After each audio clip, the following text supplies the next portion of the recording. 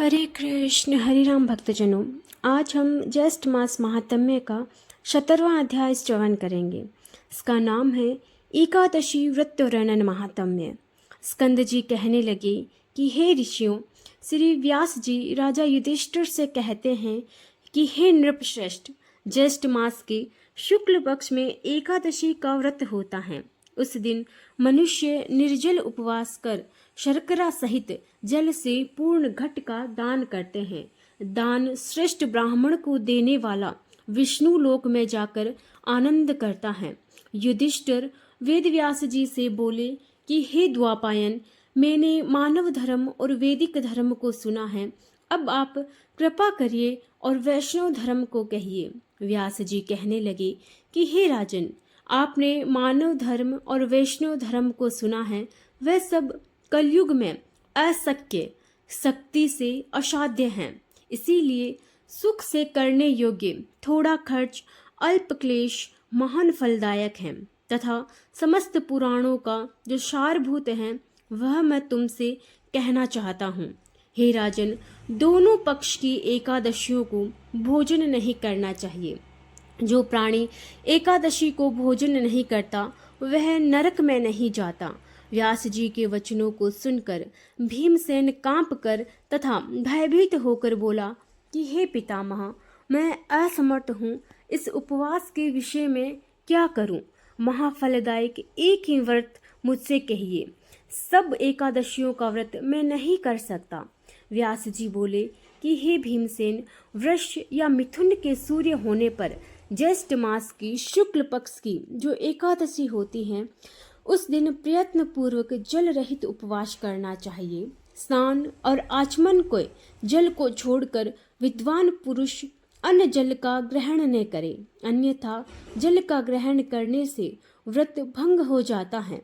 विद्वान सूर्योदय से सूर्य अस्त तक जल का त्याग करे, जो बिना प्रयास के एकादशी व्रत का श्रेष्ठ फल उसको मिलता है।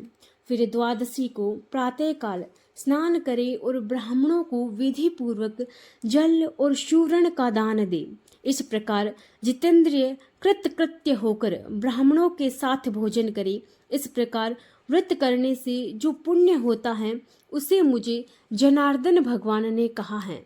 ज्येष्ठ मास की शुक्ल पक्ष की एकादशी के दिन जल रहित निर्जल उपवास करने का जो फल होता है उसको हे भीमसेन तुम सुनो।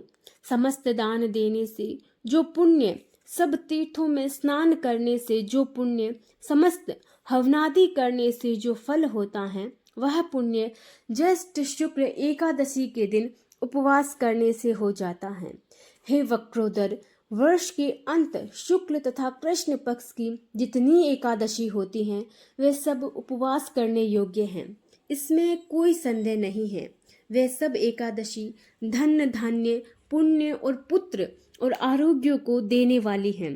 हे नरव्याघ्र, उन दिनों में उपवास करने से उक्त फल देती हैं, ये मैं तुमसे सत्य कहता हूँ। एकादशी के दिन उपवास व्रत करने से उस प्राणी के सामने यमराज के दूत नहीं आते, जो कि बड़े भयानक विशालकाय, कृष्ण वर्ण, दंड पास से युक्त और अति क्रूर कहे जाते हैं। एकादशी के व्रत करने वाले जो वैष्णव हैं उनको अंत समय में बैकुंठ को ले जाने के लिए पीताम्बरी, सौम्य स्वभाव, चक्रधारी और मन के समान वेगशाली विष्णुदूत वहां आते हैं और उसको वैकुंठ में ले जाते हैं। इसीलिए सब उपायों से एकादशी का जल रहित व्रत करने तथा जल और धेनु दान देने से प्राणी सब पापों से मुक्त हो जाता है।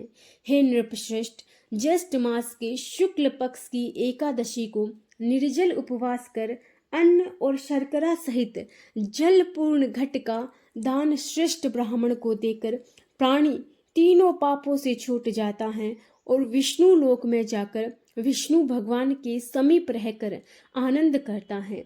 इति श्री ज्येष्ठ मास महात्म्य एकादशी व्रत वर्णन 17वां अध्याय यहीं समाप्त होता है। हरे कृष्ण, हरे राम, हरे शरणम।